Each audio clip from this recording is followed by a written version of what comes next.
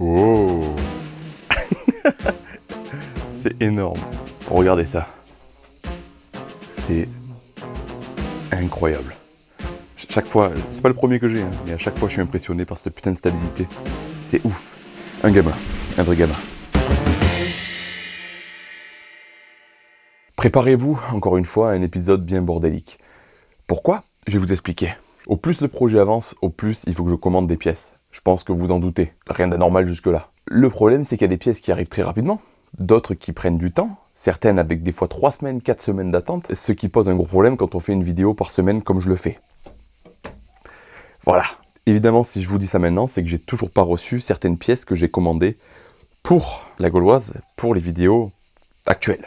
Donc dans cet épisode, on va terminer comme on peut la baie moteur, on va tout préparer, tout nettoyer, tout repeindre, on va virer tout le système de freinage avant et réfléchir à ce qu'on va y mettre à la place. Malgré les galères qu'on a eues la semaine dernière avec les ailes, je vais quand même les retirer pour les changer complètement. Voilà, parce que ça me fait chier de tout refaire nickel et de pas enlever ces ailes. Autant il y a un gros trou de rouille derrière, je sais pas, et je préfère me faire chier, les couper s'il faut et les changer plus tard. Il y en a beaucoup dans les commentaires qui n'ont pas compris que ce projet n'est pas un projet rats comme la Mulasse, tout ça. J'adore le délire rats, mais j'ai pas envie d'avoir que des voitures toutes rouillées, vous voyez. Donc ce projet, le slipper de guerre, ça sera un slipper, mais ça sera un beau slipper, avec une belle peinture, bien restauré tout ça. Ça sera une voiture d'origine restaurée, avec un moteur un peu spécial. Vous voyez ce que je veux dire ? Donc oui, je vais me faire chier avec l'esthétique, mais pour moi c'est important, je veux que cette voiture soit très propre. Avant de rattaquer les travaux, je tenais à m'excuser pour quelque chose. Vous êtes vraiment énormément à adorer les jantes que j'ai trouvées dans l'épisode précédent. Mais j'ai fait le con. Voilà, je les ai achetées, mais j'ai pas trop regardé, et c'est du 4x100. Donc je peux pas les monter sur la Gauloise. Il y a une solution qui serait de rajouter des cales d'épaisseur pour passer de 4x100 à 4x108. Le problème, c'est qu'avec le train avant de 309, les cardans de 309, tout ça, ça va déjà dépasser un petit peu sur les côtés. Donc si je rajoute 20 mm de chaque côté, ça sera plus du tout slipper en fait, ça sera un crapaud sur la route, donc c'est mort. Bon bref, on arrête de parler, on reprend. Je vais vous emmener sous la voiture avec moi, on va s'équiper d'une lampe Armitech. Si ça vous intéresse, je vous mettrai le lien dans la description de cette petite lampe là. C'est les Chinois qui m'ont envoyé ça. Écoutez, ça fonctionne bien. Le problème c'est qu'avec ça, t'as une grosse tête de con. Donc, lampe allumée. On va essayer de passer sous la voiture. Wow. Ah oui, par contre, j'avais pas pensé à l'ombre. Le but, ça va être de venir démonter, vous voyez ici, les conduits de frein qui se trouvent là. Je peux pas vous montrer avec le doigt, donc je vous mettrai une flèche. De ce côté, vous avez le conduit d'essence et le conduit de frein. Et de l'autre côté, le conduit de frein arrière droite. Le but, ça va être de venir les démonter de chaque côté, vider complètement le liquide de frein qui est à l'intérieur, ou liquide de frein pour les anciens. J'aimerais bien venir aussi retirer tout le système ici de sélection de vitesse, parce qu'on ne gardera pas le même, ça ne sera pas exactement le même sur le moteur XUD. Ça pareil, ça va être une grande découverte pour moi. À mon avis, il faudra passer dans la voiture pour le retirer. Les supports de berceau que vous voyez ici, on va les remplacer par des supports rigides. Je vous en parlerai quand je vais les recevoir. C'est de la pièce artisanale fabriquée en France. Et ça, j'aime bien. Une fois qu'on aura dévissé de chaque côté, on viendra enlever tout le circuit. Le dévisser... Oh! Le dévisser directement du mètre-cylindre de frein. Il faudra bien retenir lequel va où. Et on enlèvera toutes les fixations plastiques pour pouvoir préparer la surface à la peinture. Incroyable! Le Mastervac, on va le démonter aussi parce que finalement, je vais pas garder celui-là. On va passer sur un Mastervac de 205 GTI. Ce sera beaucoup plus adapté à la préparation. Dites-moi en commentaire si la qualité du téléphone avec le stabilisateur est convenable ou pas. C'est parti. En premier temps, on va l'ouvrir, lui, ce petit coquin. Parce que si on l'ouvre pas, ça coulera pas. Enfin, en théorie. Ok. Nickel. Oui, ça commence à couler direct. Allez, dévisse-toi. Cool. Allez, on va le laisser couler. Ça a fini de couler, comme vous le voyez, il n'y a qu'une partie qui s'est vidée, donc la partie du frein arrière, quoi. Et là, il reste encore une partie qui est pleine, et ça, c'est les freins avant. Du coup, il faut que j'ouvre un étrier pour laisser couler tout le liquide de frein, et au moins déjà, ça sera vide, et on pourra démonter ça en foutre partout. Oh yeah! Je vous cache pas que lui, je sais pas si je vais réussir à le desserrer, comme ça. On va voir. Oh non, je m'en doutais. Oh putain. Non, ça vient pas, je suis en train de le foirer. Ok, on va faire autrement. On va venir le démonter directement ici. Dans tous les cas, la durite qui va à l'étrier, on va la changer, on va mettre de la durite Avia. Voilà, on desserre ici. Ça commence à couler.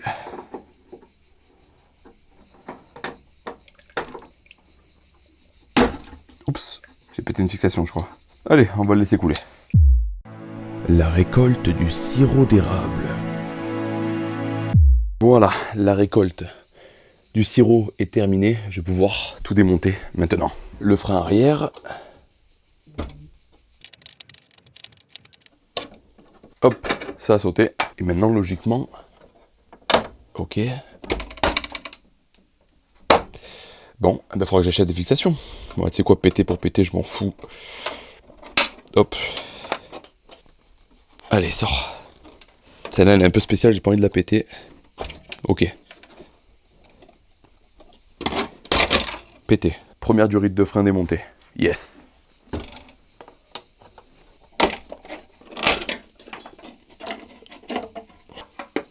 Hop, avant droit. Avant gauche. Ok. Beaucoup plus court du coup. Waouh. Olé. Encore une dessous. Ok. Et la dernière, frein arrière gauche. Perfect. Démontage du maître cylindre de frein.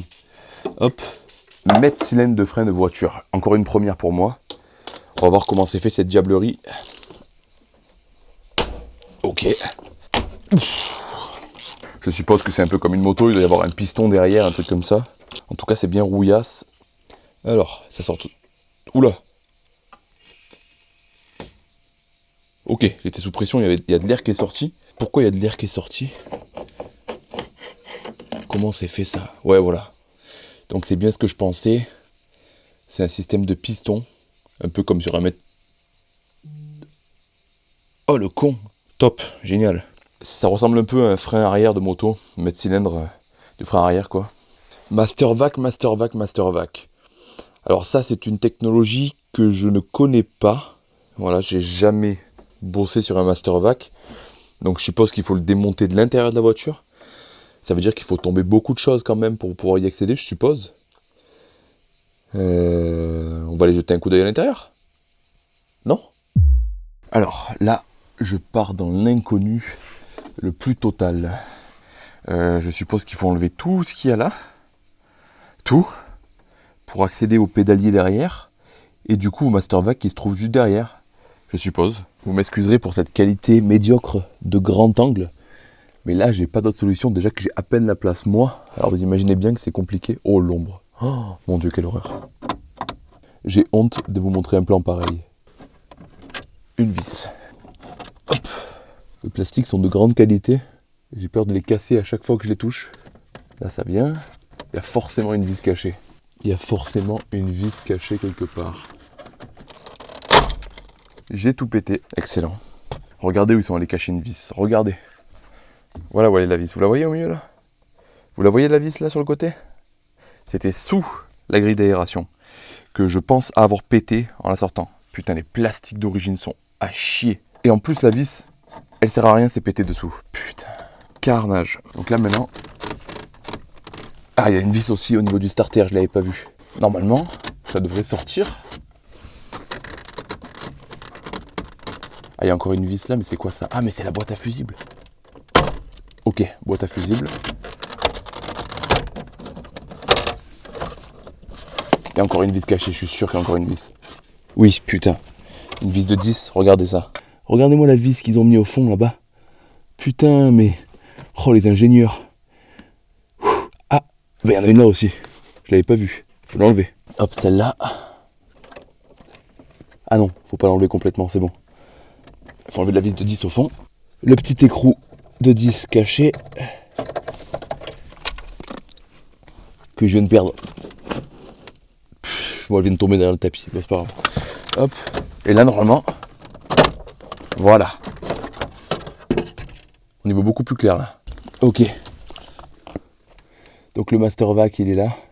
Franchement, je sais pas si je vais vous montrer cette étape parce que vraiment c'est une galère sans nom à filmer.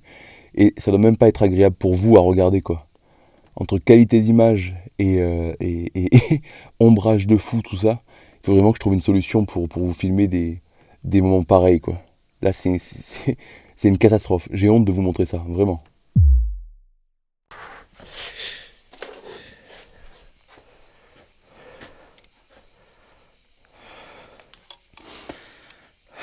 Je vais tout vous expliquer.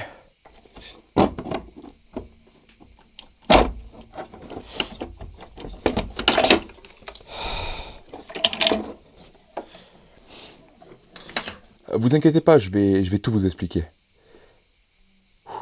Vu la qualité d'image du téléphone sous la voiture en grand angle, j'ai préféré couper, arrêter ce carnage pour préserver vos yeux et vos oreilles aussi, parce que la suite ne vous aurait pas plu. Derrière le Master Vac, il y a des écrous à enlever, vous voyez. Sur ces écrous, il y a une sorte de plaque en cuir pourri qui s'est disloquée au moment de l'enlever. Donc j'en ai mis plein la voiture, j'en ai plein les doigts, ça colle, c'est dégueulasse.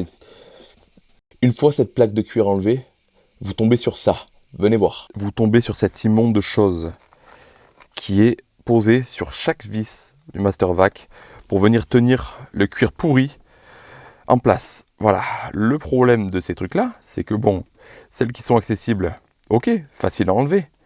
Mais par contre, celle du haut, vous voyez tout en haut là, eh ben, elle passe derrière la colonne de direction. Donc j'ai dû démonter tout le volant, la colonne de direction, tous les plastiques, les conneries, débrancher les fils, tout ça, pour enlever ces écrous-là que vous voyez par terre. J'exagère un peu, c'était pas trop compliqué à démonter. Mais putain, mais les ingénieurs quoi, les ingénieurs. Pourquoi ces mecs-là, ils font du bon boulot, mais ils réfléchissent toujours à la façon dont ils vont monter ces trucs-là, pour que ce soit le plus ergonomique, tout ça, mais jamais au démontage. On m'a toujours dit qu'une 205, ça se faisait facilement, tout ça. Il y a certains trucs comme ça, même sur une 205, c'est de la merde. Alors j'imagine même pas sur les voitures d'aujourd'hui. C'est peut-être pour ça que j'en ai pas d'ailleurs. Allez, courage, on continue. Du coup, j'ai démonté le Master Vac, donc j'ai accès à l'intérieur de la voiture par la baie moteur. Et c'est parfait pour passer tout ce qui est câble de compteur. Tous ces trucs-là, pour éviter de les peindre quand je viendrai tout nettoyer. Ça, c'est la pédale d'accélérateur, donc ça doit pouvoir se démonter directement sur la pédale. Est-ce que je vais pouvoir le démonter directement d'ici? Ok, parfait. Câble d'accélérateur. Enfin, ça dégage.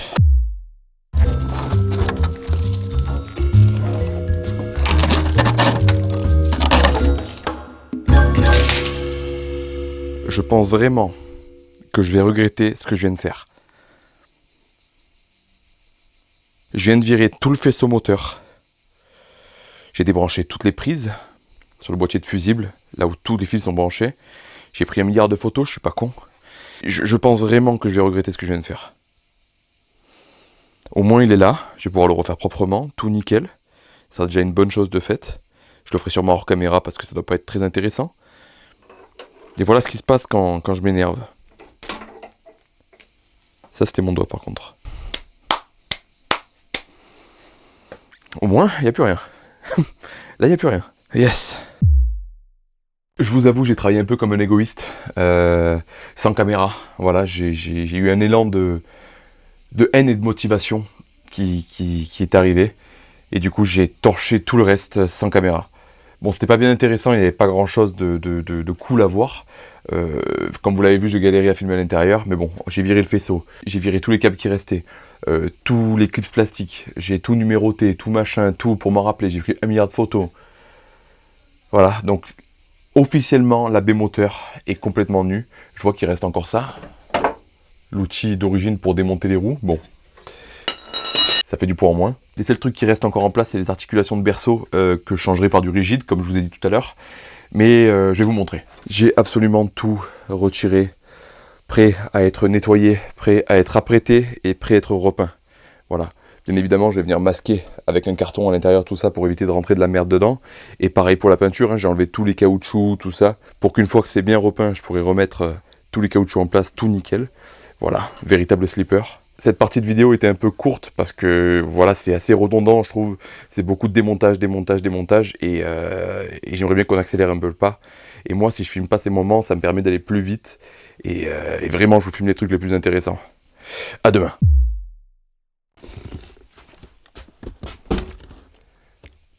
J'ai encore reçu un truc plutôt sympa aujourd'hui.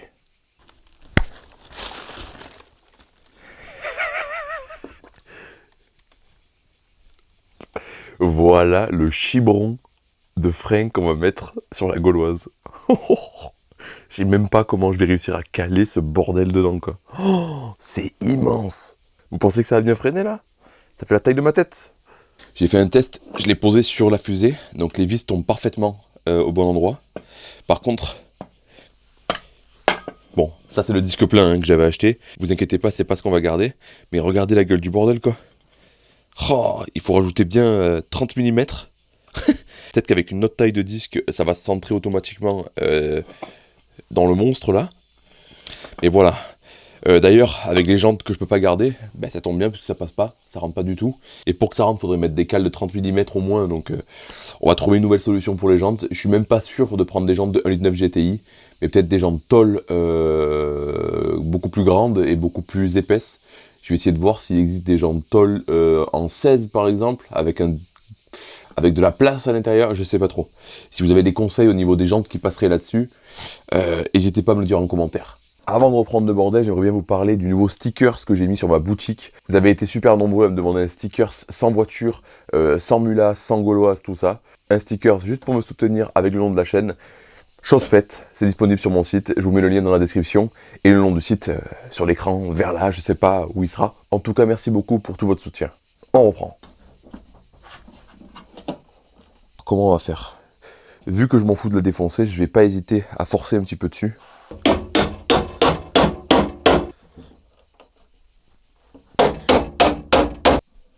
Bizarrement, c'est beaucoup plus rapide là.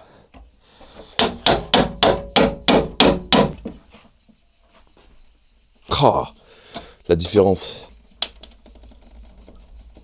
Mais je pense que on peut le faire sauter facilement comme ça. Voilà. Allez. Oh, quand je vous dis que la solution c'est la violence, c'est pas des blagues. Putain, ça va être la merde là. J'ai une idée. Ça va être radical comme ça.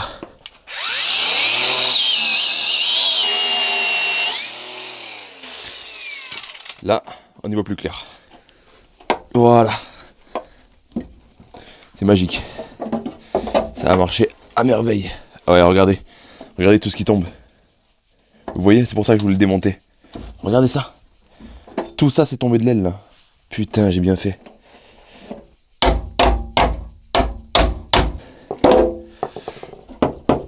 On y est presque. Il manque pas beaucoup là. Allez. Voilà. Voilà, putain, regardez. On l'a sorti. Fouah, carnage. Voilà, c'est pour cette raison que je voulais le démonter. Vous voyez, toute la merde qui s'est accumulée là. Il y a de la merde partout. Par contre, là, je viens de voir toute la colle qu'ils ont mis. C'est d'origine ça. Je vais tout virer pour que ce soit propre, tout ça. Je suis sûr qu'on va perdre 2 kilos de colle là. Bon, par contre, coup de chance, j'ai pas une trace de rouille. En général, ce qui se passe, c'est que la merde se stocke ici.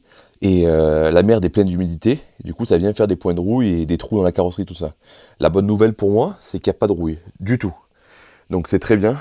Par contre, la mauvaise nouvelle, c'est que je vais devoir nettoyer tout ça. Et là, je vais me régaler. Je le sens. Allez, l'autre côté. Allez, démontage. Vu les traces de peinture sur l'aile, je pense qu'elle a déjà été changée. Et donc, logiquement, elle ne devrait pas être collée comme l'autre. On l'espère. Clairement, elle n'est pas collée, celle-là. Putain, je suis refait. Génial. Chaque vis est différente, donc c'est clairement pas d'origine. Allez.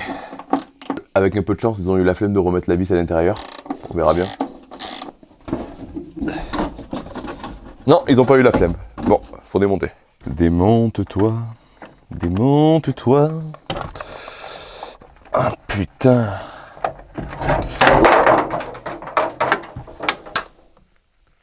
Oh putain merde, elle est tombée toute seule. Oh, j'ai flippé. L'autre était impossible à enlever, celle-là elle était posée dessus quoi. Excellent. Encore une aile en moins. Et en plus celle-là elle est pas en mauvais état. Écoutez, on verra si on la garde ou pas. Ok, il y en a partout. Ça va lui faire un grand bien. Pour commencer le nettoyage de la voiture, j'avais acheté une petite brosse comme ça, pour frotter, nettoyer tout ça. J'ai fait des tests, c'est super long. Du coup, j'ai pris la grande sœur. J'espère qu'il sera pas trop lourd pour lui. C'est la disqueuse sur batterie de chez Einel. D'ailleurs, il y a des nouveaux trucs de chez Einel qui vont pas tarder à arriver. On va voir si elle tient le coup ou pas. Yes. Oh, la taille de l'engin. Oh, comme il a... Avec l'inertie, il s'écarte. J'espère que ça va le faire. Oh là là, le poids. Oh, quand je le démarre, je sens ma main qui fait ça tellement que c'est lourd, quoi.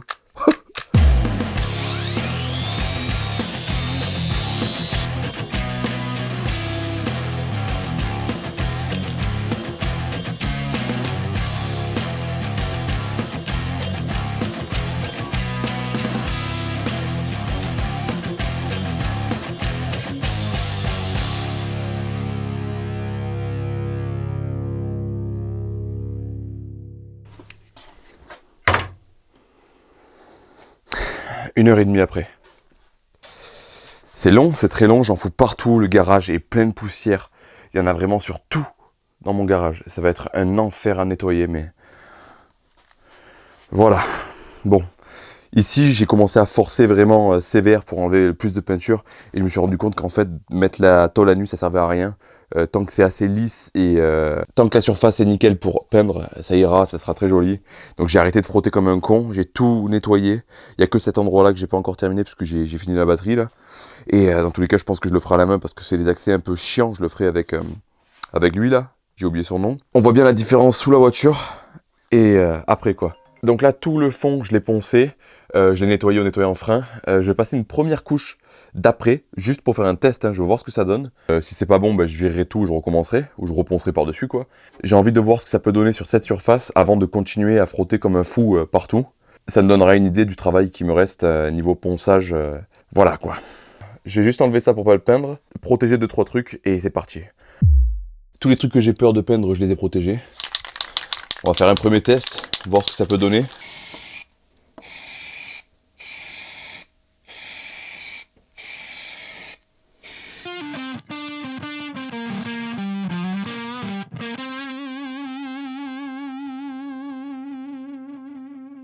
Voilà le résultat, c'est pas tout à fait sec, ça brille encore, c'est la deuxième couche que je viens de passer.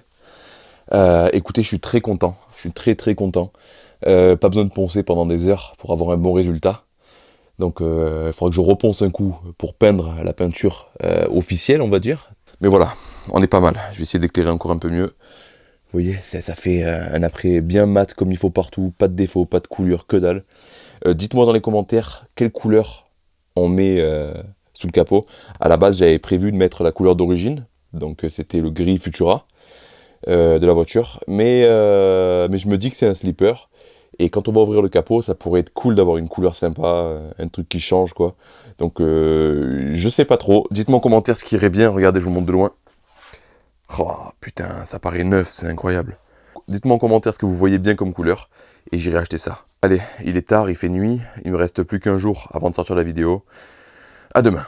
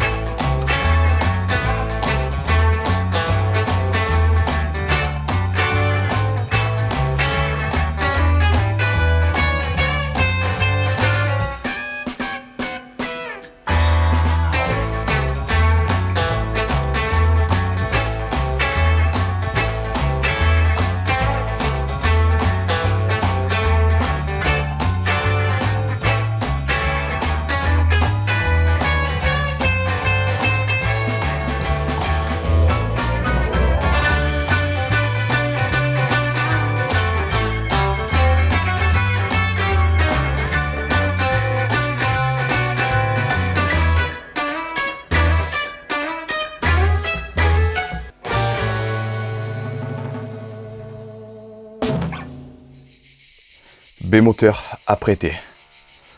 Une bonne chose de faite. Putain, je voyais pas la fin. Vraiment, il fait super chaud, il doit faire dans les 35 degrés, entre 35 et 40 degrés dans le garage. C'est un enfer, mais l'avantage, c'est que la peinture, elle sèche vite. Si vous êtes arrivé jusqu'ici dans cette vidéo bordélique, mettez-moi en commentaire l'AB moteur. Je pense que ça lui va à la perfection. Bon, je sais que les carrossiers vont se foutre de ma gueule. Je vous préviens, je suis pas carrossier de métier, voilà. Vous voyez, les finitions sont pas dingos. J'ai fait l'avant en noir pour que ce soit discret une fois qu'on aura remonté toute la face avant. Voilà, j'ai pas envie qu'on voit des trucs blancs partout, tout ça. Donc tout l'avant sera discret et toute la baie moteur sera nickel, quoi. Il y a juste sous le moteur ici, là, je vais nettoyer, vous inquiétez pas, mais je vais mettre une sorte de blackson ou alors une peinture anti-gravillon noir, un truc bien propre. Ça ira très bien. Vous voyez, j'ai pas terminé toutes les finitions en bas, tout ça. Vraiment, les finitions, je les ferai hors caméra parce que c'est pas du tout intéressant. Enfin, je vous l'avais déjà dit, mais pour moi, la peinture, c'est pas une partie qui est très intéressante à filmer à mon goût. À part si vous regardez la vidéo d'un mec qui est carrossier, qui fait les choses proprement, oui, c'est intéressant parce que vous allez apprendre des choses. Avec moi, vous allez rien apprendre. Vous allez apprendre à faire des conneries surtout. Voilà, mais bon, je suis assez content du résultat. J'ai passé deux couches d'après et 2 couches de noir semi-gloss là devant. Je passerai un petit coup de vernis plus tard, mais un vernis mat, j'en ai plus là. Donc pour que ça soit vraiment noir mat la face avant. Après ça, je suis même pas sûr qu'on va le garder au milieu. Il va falloir adapter quelque chose pour mettre un gros radiateur et l'intercouleur du turbo. Donc il faudra peut-être qu'on voit si on garde cette barre ou pas. Dans tous les cas, c'est une barre qui est vraiment très fragile, donc je sais pas si ça va tenir. De ce côté, je me suis retrouvé dans la merde parce que je pensais que j'avais plus de peinture. Et j'ai retrouvé une bombe action. J'ai passé un coup de bombe action. Le résultat était à vomir, c'était dégueulasse. Et par chance, en fouillant mes cartons, j'ai retrouvé une bombe de la même teinte, enfin le même après que celui-là. Et du coup, j'ai tout refait. J'ai même repassé un coup ici. Donc là, il y a 3 couches d'après, 2 couches. Voilà. Dites-moi en commentaire ce que vous en pensez, mais pour moi, pour un amateur de mon niveau, je trouve que c'est très propre. Vivement qu'on ait une belle couleur tout autour, qu'on puisse venir y poser un moteur neuf au milieu. Oh yeah! Je pense que ça suffira pour cette semaine. J'ai aucune idée du temps que la vidéo va faire. On verra bien. Donc voilà, à chaque épisode, on avance petit à petit. Et moi, je trouve qu'on avance assez vite. Ça peut paraître assez long parce que je fais une vidéo par semaine. Donc on peut pas faire des grandes choses en une semaine non plus. Si je faisais une vidéo par mois, on verrait vraiment l'évolution du projet. Et avec ce format-là, au moins, vous voyez tout ce qui se passe quasiment en live parce que la vidéo sort ce soir. Voilà. Bon. Ok, j'ai failli tomber. Merci encore à tous pour votre soutien. On se retrouve la semaine prochaine. Peut-être pas avec la Gauloise, mais peut-être qu'on va aller retrouver un peu la Mulasse ou peut-être la BM, je sais pas encore, ça dépendra des pièces que j'aurai reçues. Je vais attendre de recevoir un peu plus de pièces pour celle-là avant de vous proposer une vidéo complète. Voilà, ça sert à rien que je vous fasse une vidéo la semaine prochaine sans avoir les pièces. Donc je vous souhaite à tous un très bon week-end et à la prochaine. Ciao.